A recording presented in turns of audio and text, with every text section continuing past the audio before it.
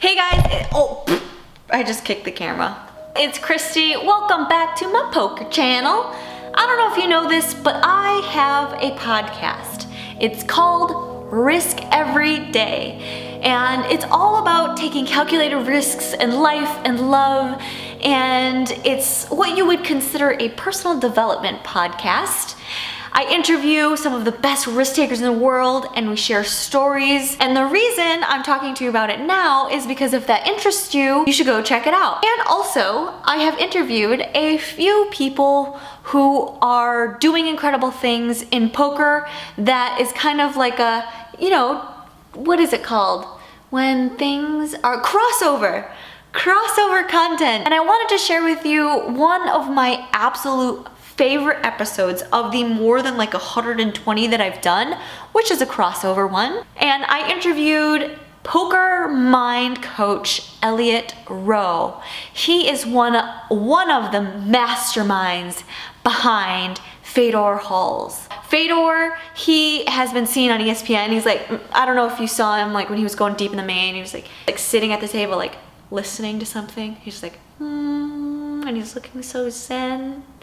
And he was listening to Primed Mind, which is an app that has these guided meditations to get you into a flow state or into a focused present state, either for poker, for performance, for confidence.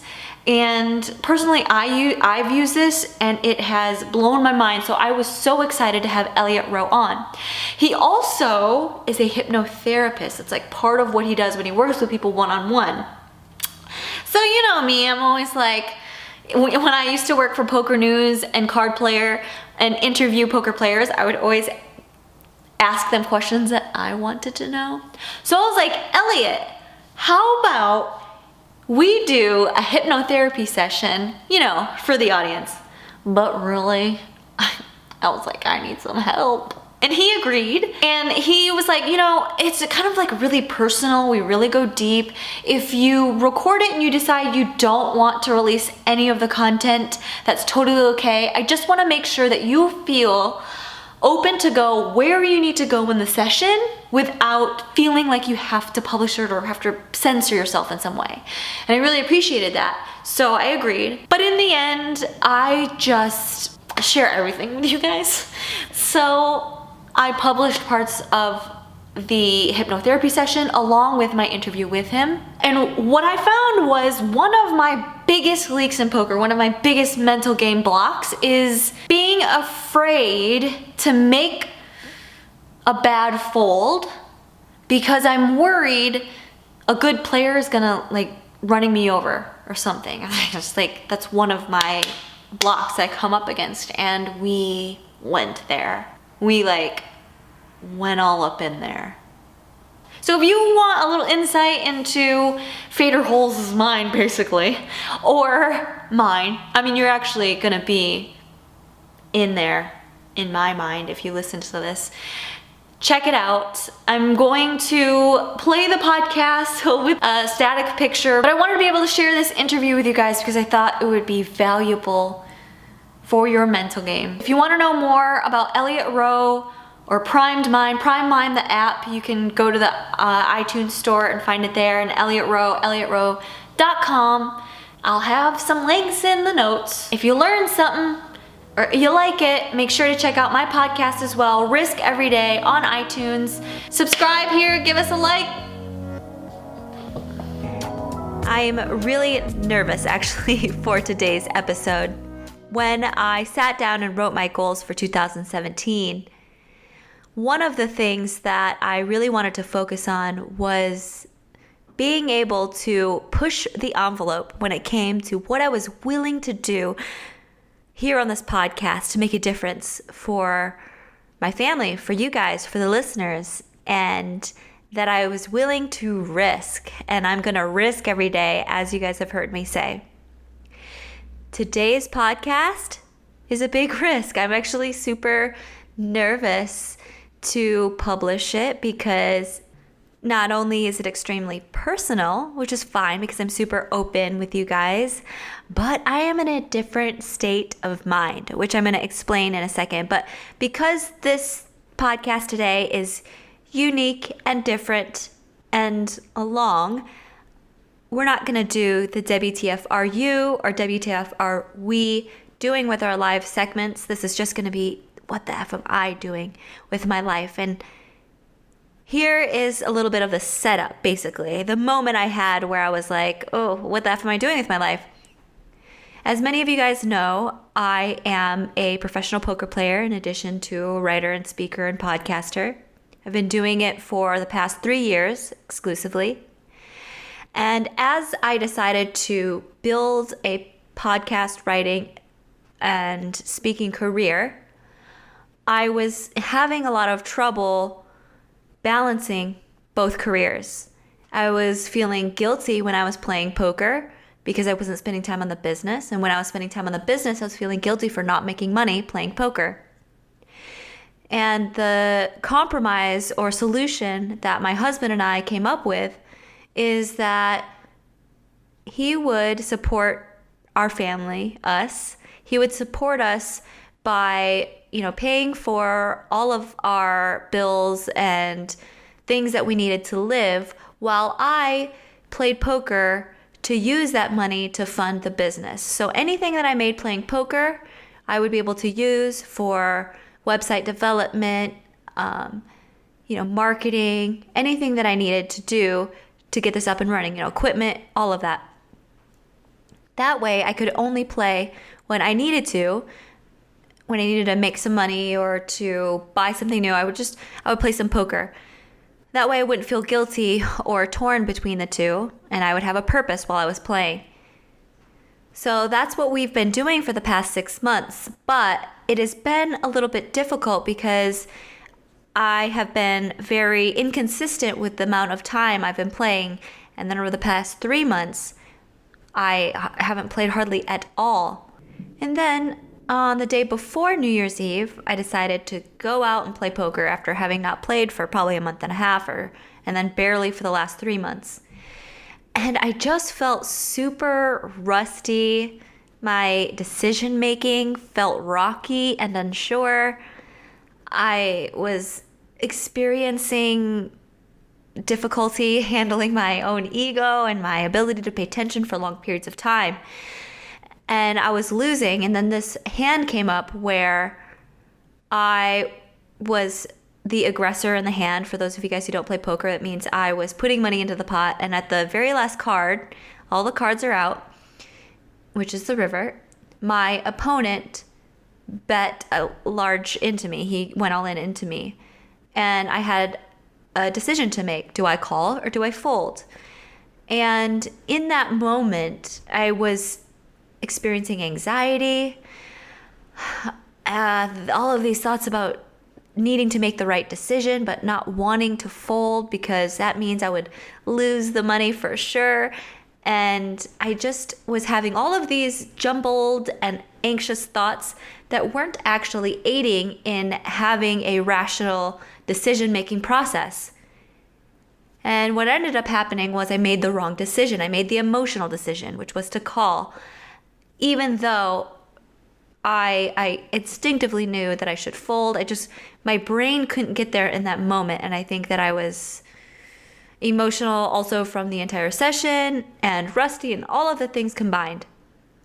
After that session, I just knew that something is off, that I need to address it. And the beauty of this podcast is that I get to interview experts and ask them anything that I want. So I was so excited that Elliot Roe, who is someone I've known for the past few years because he is a high-performance mindset coach who works with lots of high-stakes poker players. He specializes in poker players, but he has worked with all kinds of people, including UFC champs, Olympians, golfers, and financial professionals.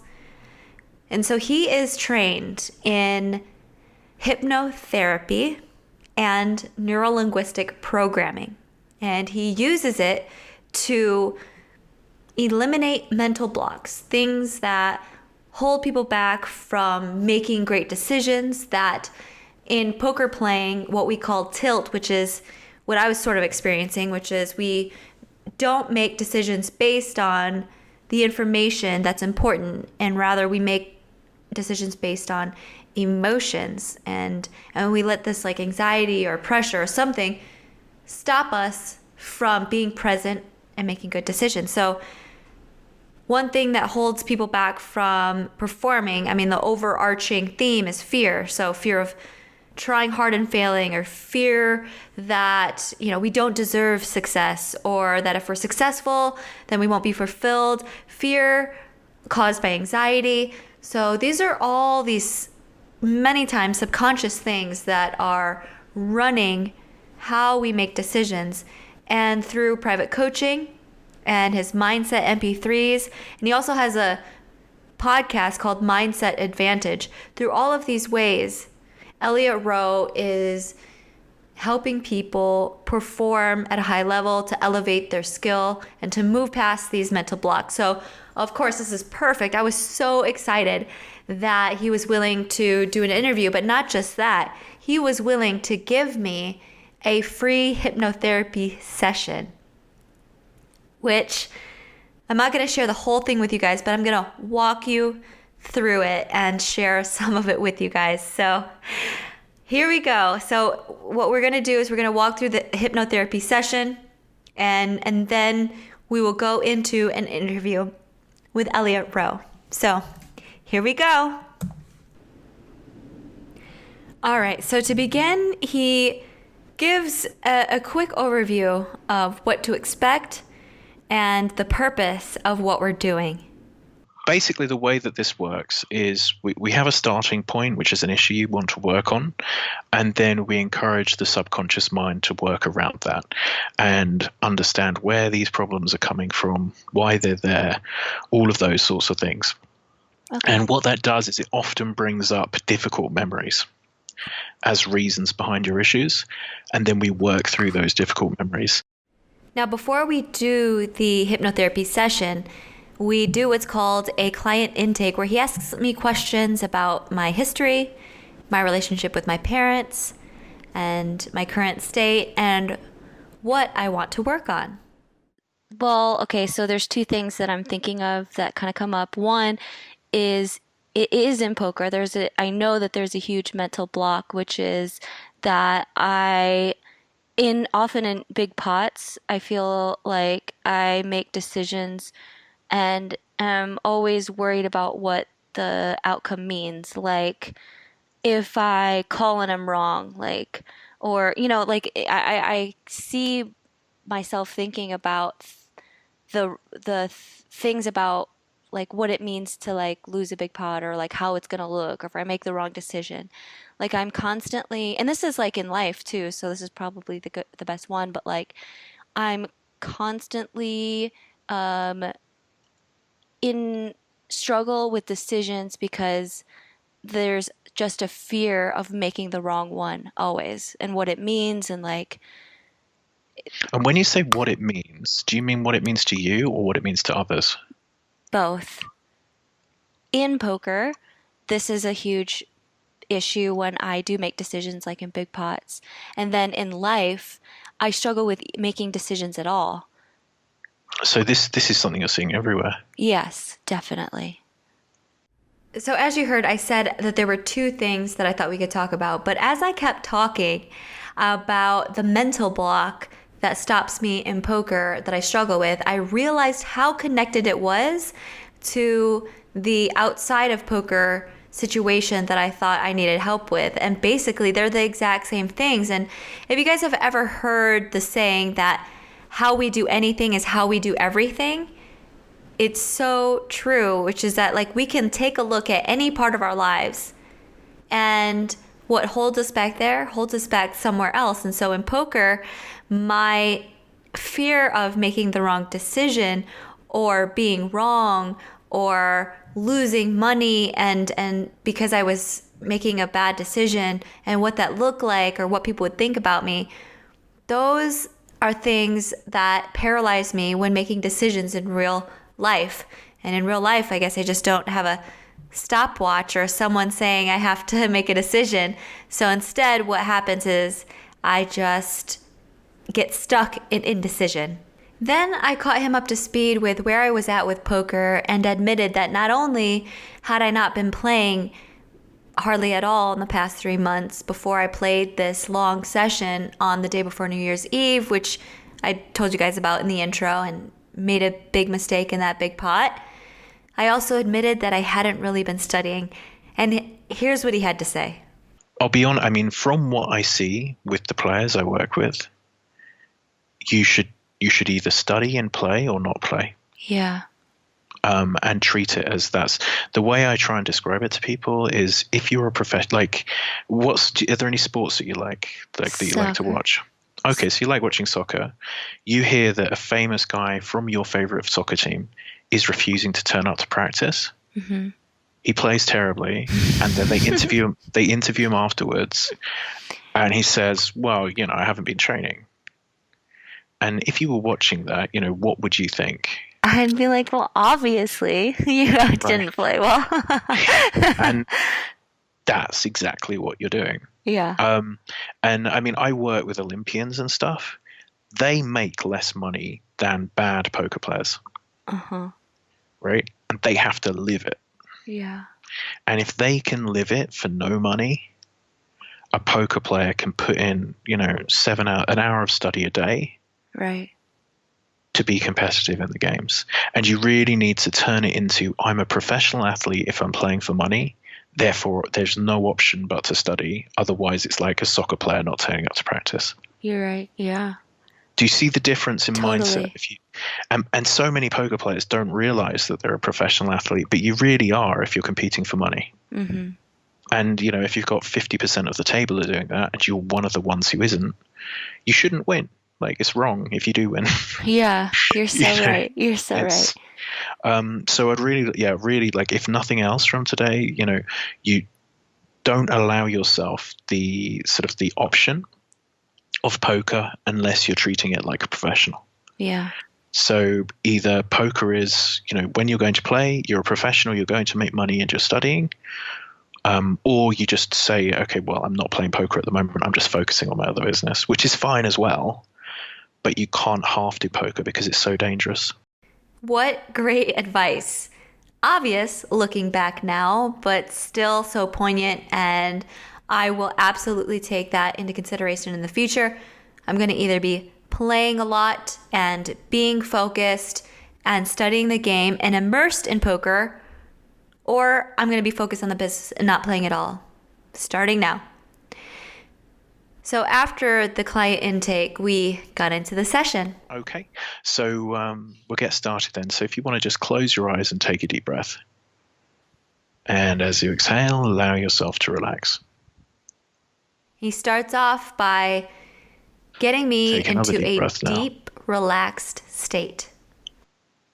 As you slowly exhale, just allow yourself to sink into the bed.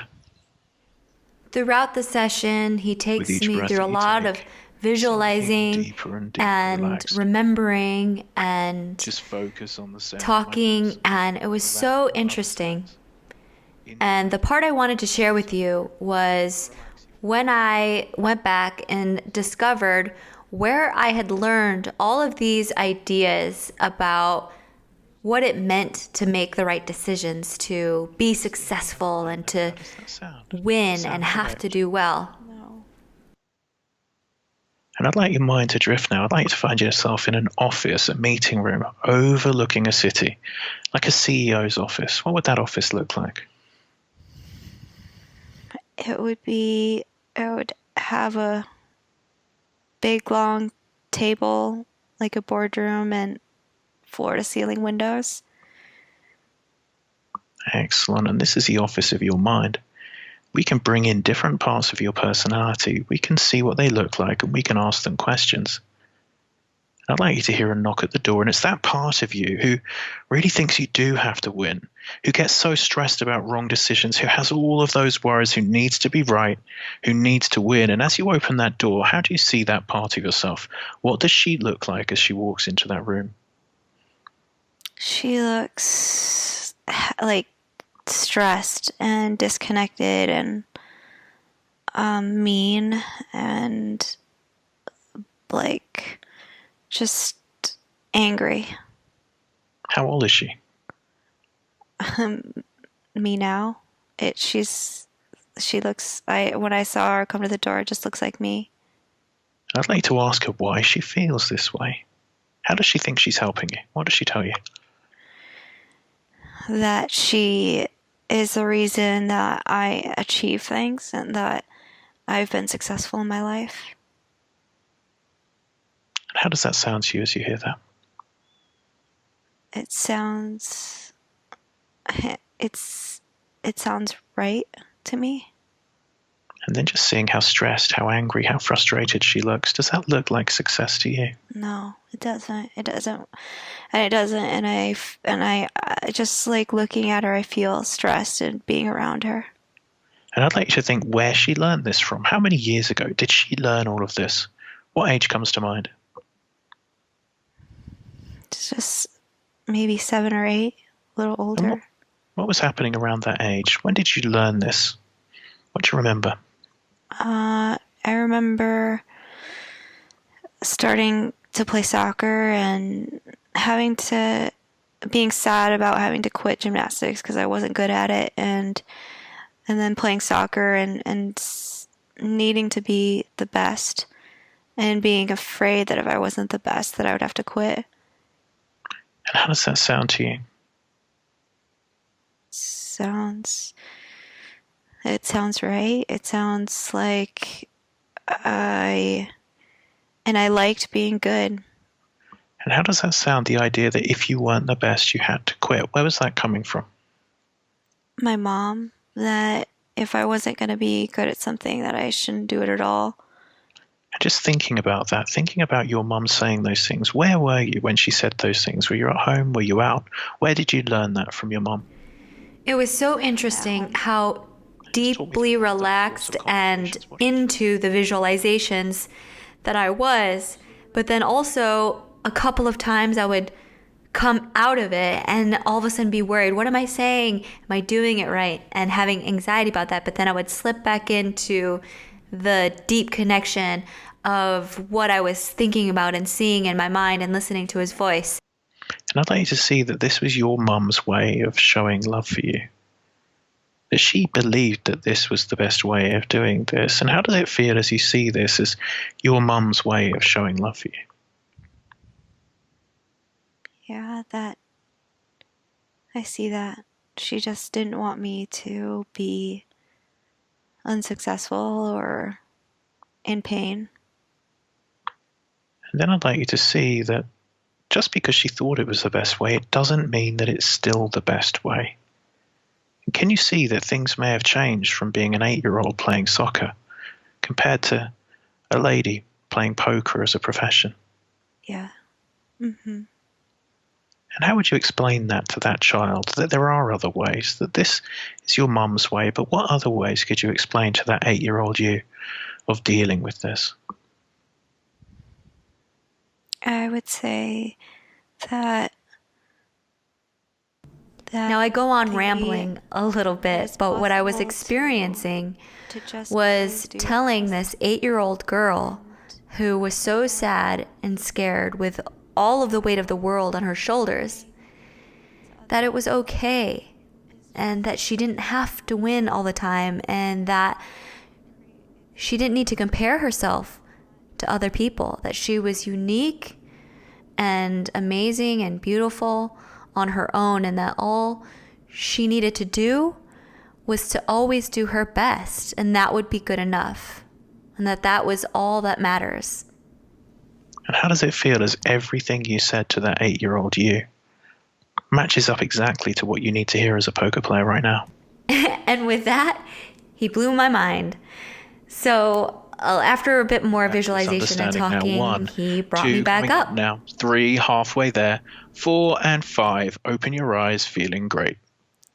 And I also shared with him that during the session, I experienced myself feeling resistant to letting go of this part of me that is so hard on myself, that pushes me, that has anxiety around performance, because I was afraid to let it go. And he explained why that is. But can you see how those things in your childhood have shaped your adult behavior?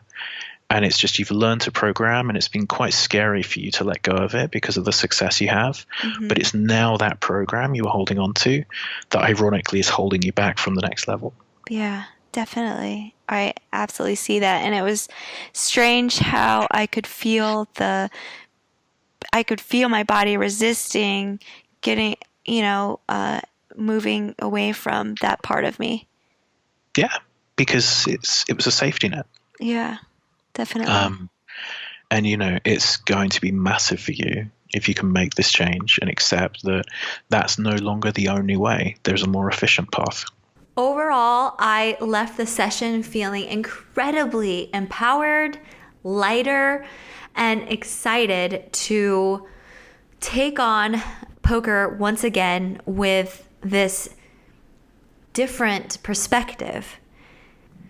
So we did the hypnotherapy session on a Wednesday, and then I got to interview him on Thursday. So we did this on separate days, and I got to ask him all kinds of questions that I'm sure you guys may have at this time. So here is my interview with Elliot Roe.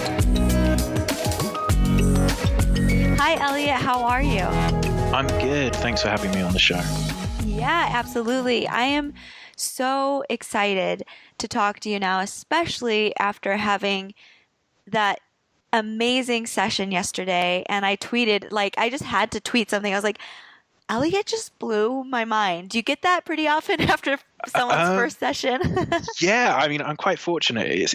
It's a reaction I get a lot from the sessions because it's something that's quite hard to describe, and it's usually it sort of shows people things about themselves much more than they would expect from one session. So yeah, it happens quite a lot. So I'm pretty fortunate from that side. Yeah, definitely. So, Elliot, for our listeners, tell us about your history and how you got into this and what really first turned you on to and getting to know all about NLP and hypnosis. What was your path? Okay, so it was quite a few years ago. I used to have a terrible fear of flying, and I was recommended a hypnotherapist to see for my fear of flying. I wouldn't do any long-haul flights at all, and I went to see a hypnotherapist, and she managed to cure my fear of flying in one session. And after a few flights, when I'd actually tested that it was true, I was so blown away by it that I felt it was something I just had to learn. So I looked, and I found a course, and I wasn't necessarily even expecting to be a hypnotherapist.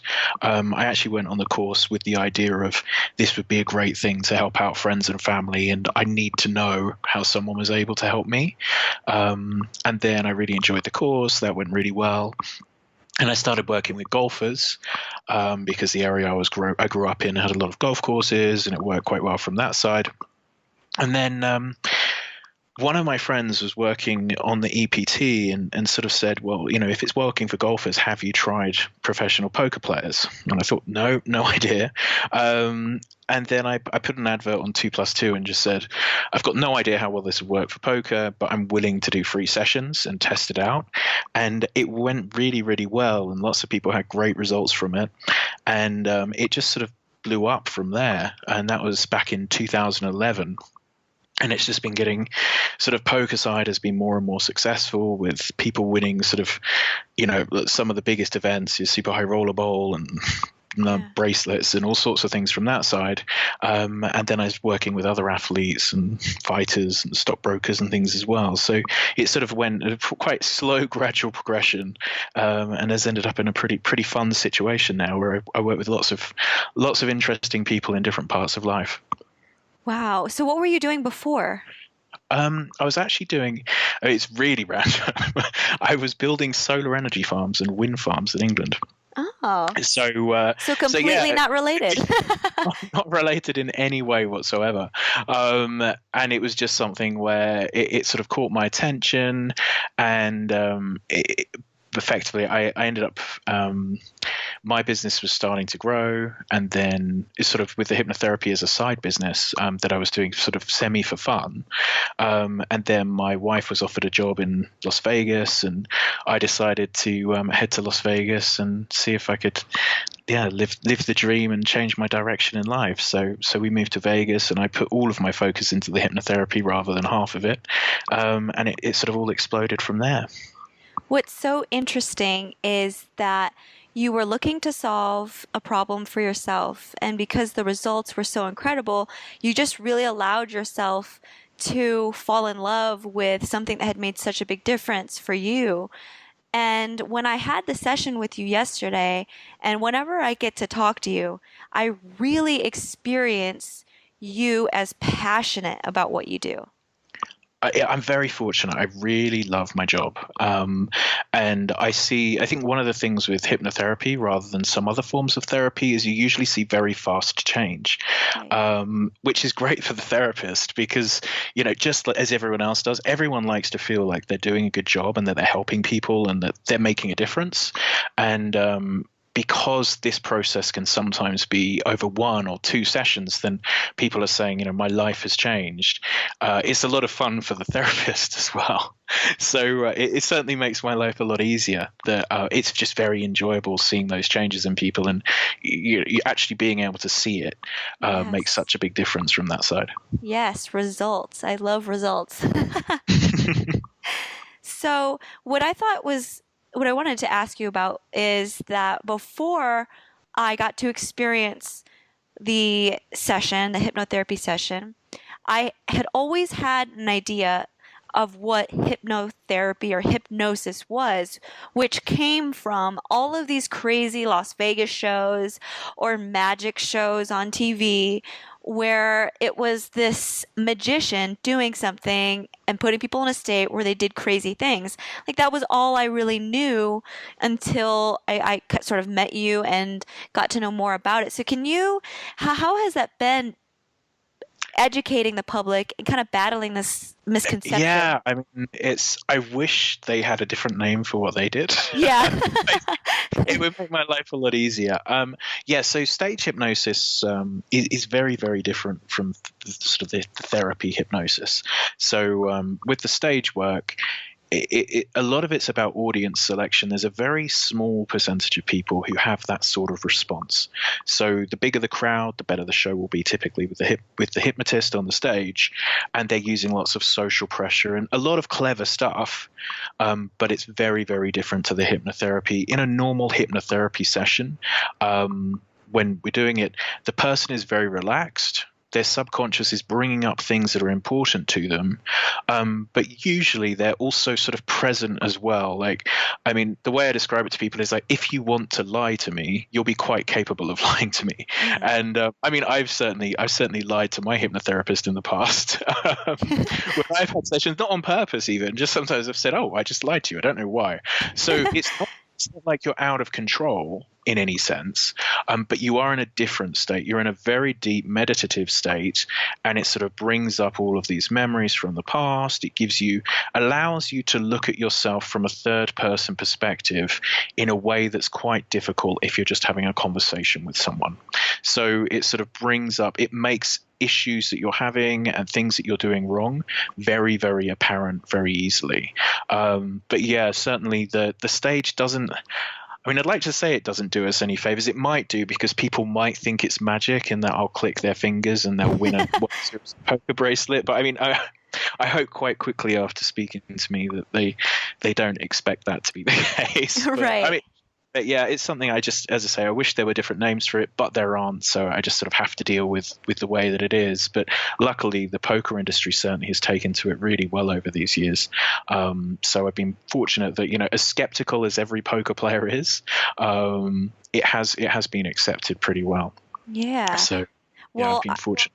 Oh yeah, absolutely. And I am really excited about having this session. I summarized it previous to this interview, and I really experienced what you were saying, which is I was in a deep, relaxed, meditative state, just like I would be in yoga or just doing a sitting meditation. I was just very relaxed, but I was in complete control, and I actually did experience myself coming in and out of it a little bit. Like, I was very into the visualization and just following your voice. And then just every now and then I felt like I clicked back to being nervous about what I'm actually saying or what you were thinking or something like that. And then I would go back into looking at things in a third person.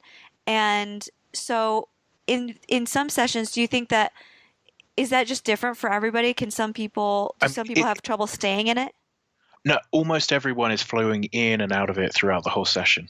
Oh, So okay. you're always, I mean, if you imagine it being underwater, sometimes you're really deep and sometimes you're very close to the surface and almost out of it. And then you go back to very deep again. And that's very normal for a hypnotherapy session as you're going through the process. So yeah, it's quite normal. I mean, as some sessions you'll say, oh, I was deeper than normal, or other sessions, perhaps not so deep, but it's very normal for it to be a flow. It would be quite strange for someone to feel like they were 100% in it the whole time, because every now and again, usually something that's being said or discussed sort of might hit a bit of a nerve. So the self-defense mechanism comes in a little bit and drags them a bit away from where they're going to.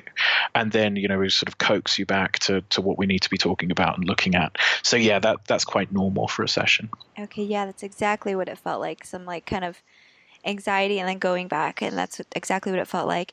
So can you tell us what the whole philosophy is behind discovering our mental blocks or the things that hold us back through hypnotherapy, and what your objective is and the whole philosophy behind it?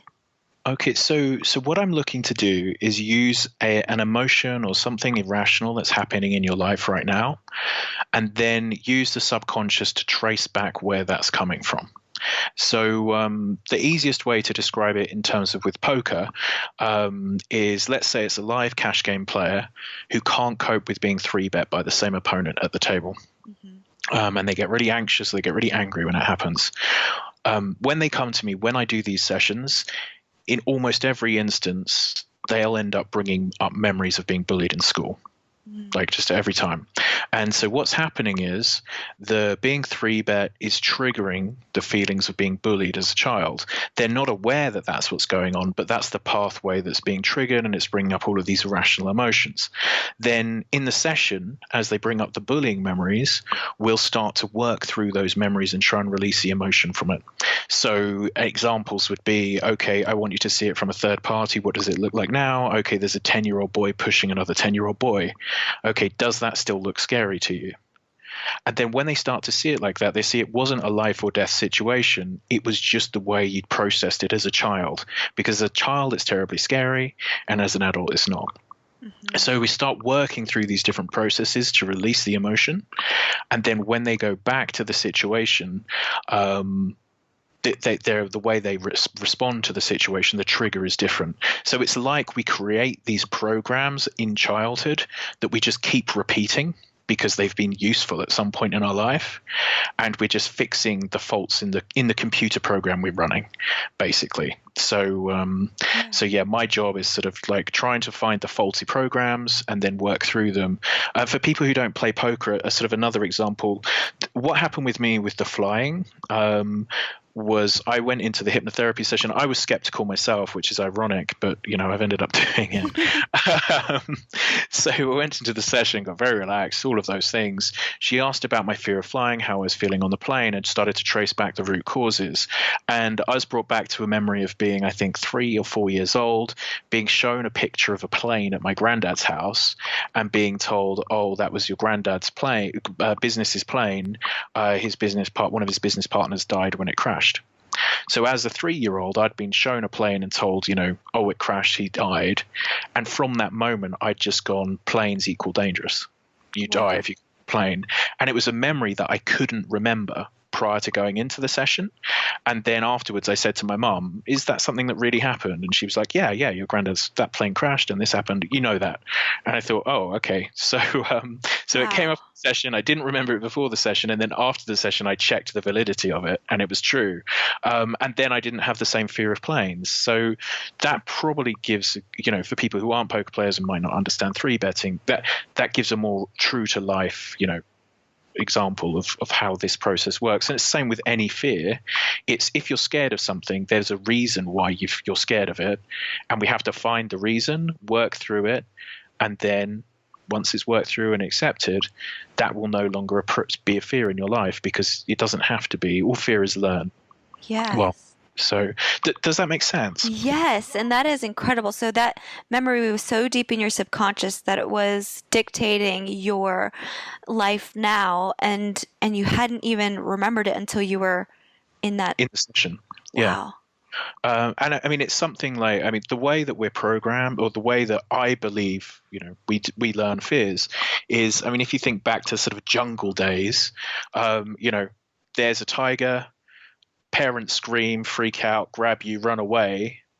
It's very useful evolutionary wise for that to then create a fear of tigers. So you've learned, so every time you see them, then you should get an adrenaline rush, because evolutionarily you're going to live more if you're scared when you see the thing that scared the whole community than if you're not. So yeah, everything, it's a learned survival mechanism that for 100,000 years was very useful and now isn't so useful. Right. And I also thought it was so interesting that when I talked to you about something that held me back in poker, this fear of what people think, this very physical response that I got when I was worried about what people think or whatever. I mean, or making the wrong decisions. How it is also something that holds me back in life, which is being indecisive or always being afraid of making the wrong decision. And if that happens, or I look stupid, or something, that this huge anxious response that it has, that there's parallels between poker and in life. And then also when we had the session, I was remembering all of these times where it was traumatic. It felt traumatic to make the wrong decision or not win or to look bad, and because in things with my mom, and how really looking at it from a third person, I was just like, oh, it's not a big deal, it's okay, and it's and how doing that now and seeing it now in that way just has all of this energy is taken off of it, because I can see it differently.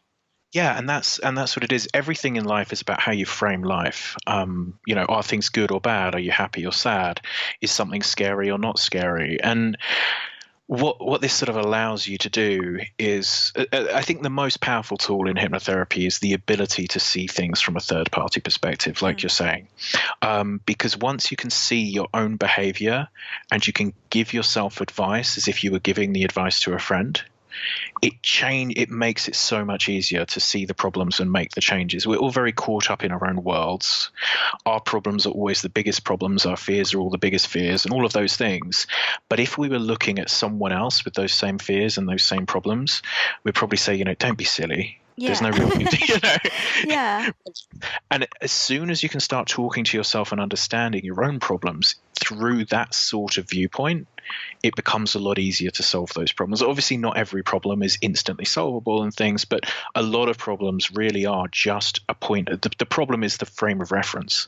And if you can change the frame of reference, then the problem suddenly isn't anything like as powerful as it was previously. There's always, you're exactly right. Like, people are going to say, oh, don't worry about what people think. And then we ourselves will even say, stop caring what people think. But that doesn't really work because we're not really addressing. And the problem is because we're running this program, which is telling us it's really important what people think. And it doesn't matter what anyone tells me. To me, it's really important. It might not be to other people. But as I say, once you see it from the outside and reframe it as really isn't very important what people think about me. I don't necessarily agree with everyone's political beliefs. I don't agree with everyone's religious beliefs. Some people won't like me. That's fine. And if you start framing things in that sense, rather than, trying to please everyone, expecting everyone to like you, as I say, there's going to 100% there'll be people who don't like you, who disagree with you, because in everything in life there are. So you would assume that would be the same in terms of, what they think about you as a person and how you live your life. Yeah. And you said that you've worked with not only just poker players, but you've worked with fighters, golfers, business people. Do you find that when they do have something that's causing them anxiety, similar to me, it's also affecting other parts of their life? Yeah, so with all of the different subjects that I work on, I believe that it doesn't matter what the sport is, what the business is, the person is bringing the problems to the sport. The sport isn't creating the problem. So yeah, everything is always root causes. I mean, a session, with a poker player is quite often identical to a session with a stockbroker or a UFC fighter. And that's because, there's a fear of loss, there's a fear of looking bad, all of those things. That's the same throughout almost anything we do. And it's, where is that fear coming from? Why is it such an issue? And then, typically poor old parents, they always get the blame. It typically comes back to the parents or a teacher at school or being mean kids or a sibling.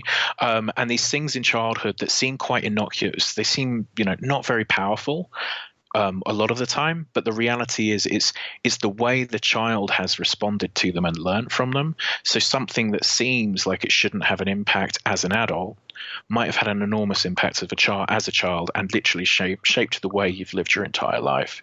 So yeah, all of the different subjects. I mean, a lot of the time I could almost change 2 words and the the session could be a fighting session or a poker session. It's the same problems come up. Everyone seems to have the same sort of issues, and it's very interesting to see from this sort of the inside perspective. I get to hear a lot of interesting stuff. And when I think of who this is for, I mean, I really, it just seems like this is for everybody, because we all want to elevate in some domain of our life. I think we're just wired to always want to grow, or we always want to be better or more successful. And have you done sessions on relationships? Because I feel like there's so much stuff around relationships. Yeah, I've relationship issues. I've worked on a lot of the time. People are coming to me more from the business side. So I mean, it's the relationship part will come into a session because it's having an impact on what's happening at work or happening at poker or fighting or whatever else. But again, often if someone's got relationship issues, often they're learned from watching our parents or not wanting to live the mistakes of our parents or feeling pressure from our parents or whatever it might be. But in terms of who these sorts of sessions are for, as you say, like almost anyone can gain a benefit from being able to work through issues that are holding them back. So the way I describe it is, if you think about things that are happening in your life that you can't sort of work the logic through of your response. So, why am I self-sabotaging? Why am I afraid of failure? Why am I afraid of success? What's going on in this part of my life? Why do I feel uncomfortable? If you're not sure why, then hypnotherapy is a very useful process to use to really work out and find out why. And, then when you get the answer, typically it's not a very good reason that you're holding yourself back. And once you see that it's not a good reason, you can let go of it. And it's the letting go of these faulty programs that can really allow people to have some pretty amazing success and let go of fears that have been holding them back for a very long time. If I could just tell you what I'm hearing or understanding, and you tell me if I'm on the right track. When you say you're using neurolinguistic programming and hypnosis, is the NLP part, the visualization part, and the hypnosis the part of the relaxation so that these memories can come through? Well, I mean, hypnotherapy is sort of the using the relaxation and the meditation, and then I use regression hypnotherapy, which is just hypnotherapy. It's just part of what I do. In terms of NLP, I don't use everything from NLP. I just pick and choose different bits from it. A lot of the time I'll use the anchor and trigger techniques within a hypnosis session because I think they're more powerful if done within hypnosis. So that's using a physical response, like holding a thumb and forefinger and making a mental connection to that to like increase confidence or something of that nature.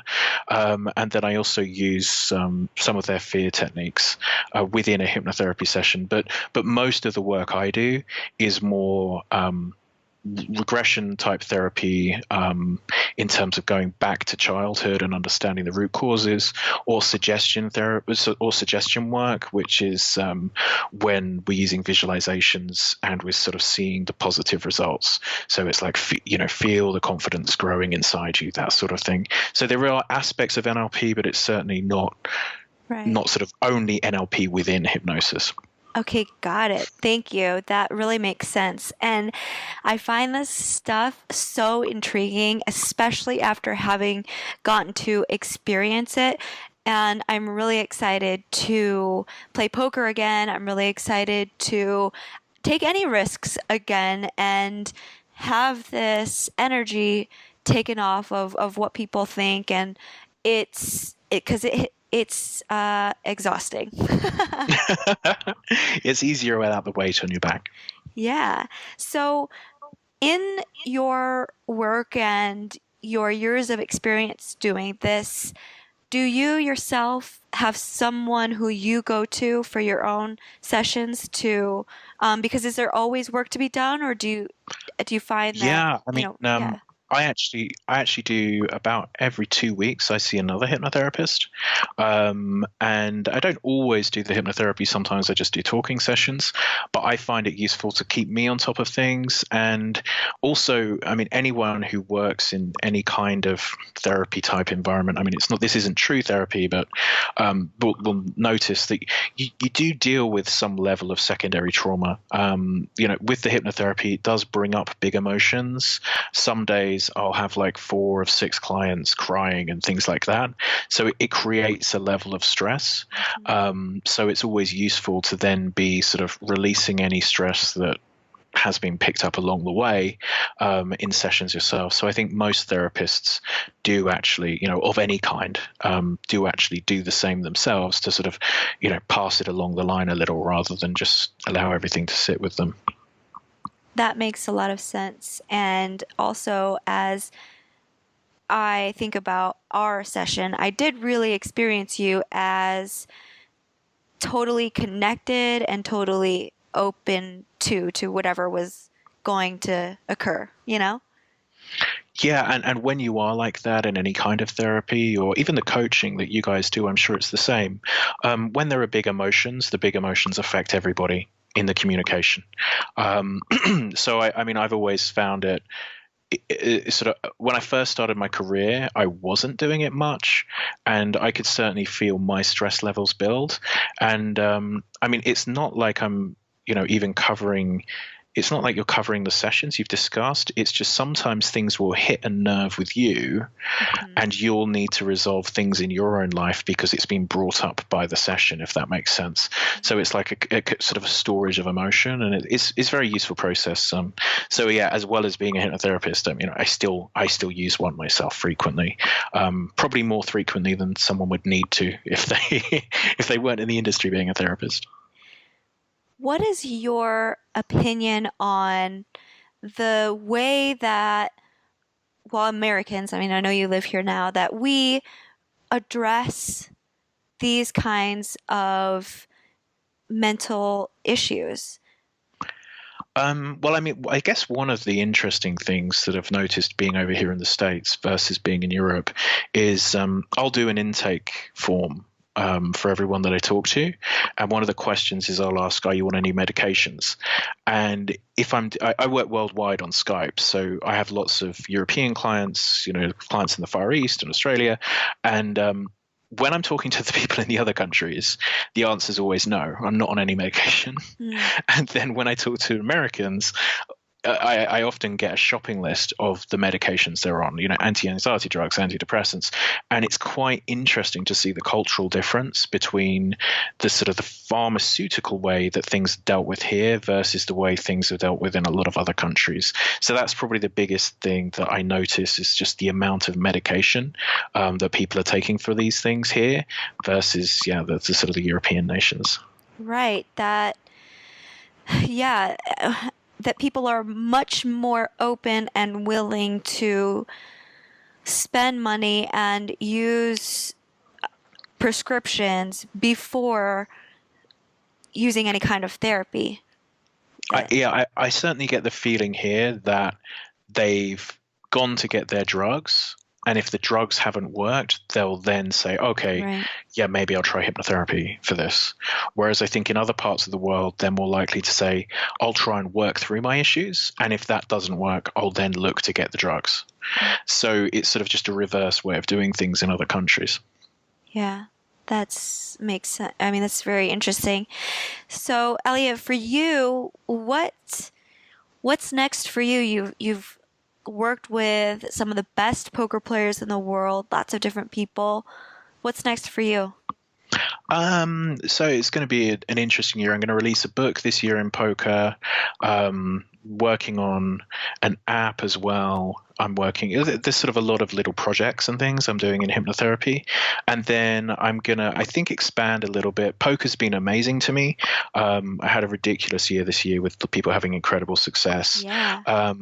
But I'd like to sort of I'm going to be working probably with more traders this year as well, and more entrepreneurs, just to sort of, make things a little bit more interesting. To not at the moment, I probably do 80% poker players and then a 20% mix of the other things. And by the end of the year, I'm hoping it's going to be sort of 60-40. So I still want it to be mainly poker, but just a few other topics throughout the day. Yeah. Variety's the spice of life. So, do you accept, like, if people seek you out and they're not poker players, are you open to that currently? Yeah. So I do work with entrepreneurs. I work with stockbrokers. Okay. I work with other athletes and things. But due to the success in poker, typically it's poker players seeking me out because that's where most of my reputations come from. So that just generally tends to be the way. But I'm certainly open to other work as well. Okay, awesome. All right, and one last question that I've asked many of other guests before, but to you, kind of putting you on the spot here, to you, what is a life worth living? What makes a life worth living? Due to my job, obviously I think it's the feeling like you've helped others sort of reach success. Like for me, certainly, I get an awful lot out of seeing people reach their goals and feeling like I've played a part in that. So yeah, it might say a lot as to why I've chosen the career I've chosen. But certainly I think that's a life worth living. If you feel like you've done more good than bad, then that's, if I'm on my deathbed and it's on the good side, then I'm going to be feeling like, yeah, I got a gold star. Beautiful. Beautiful. Well, thank you so much, Elliot. I really appreciate your time, and I really appreciate the session that we had, and I can't wait to keep the listeners and you updated on the next time I get to battle at the poker table. Yeah, so you got to go and crush the table now to make me look good. Absolutely. Awesome. Well, thanks for having me on, Kristy. Thank you. Bye.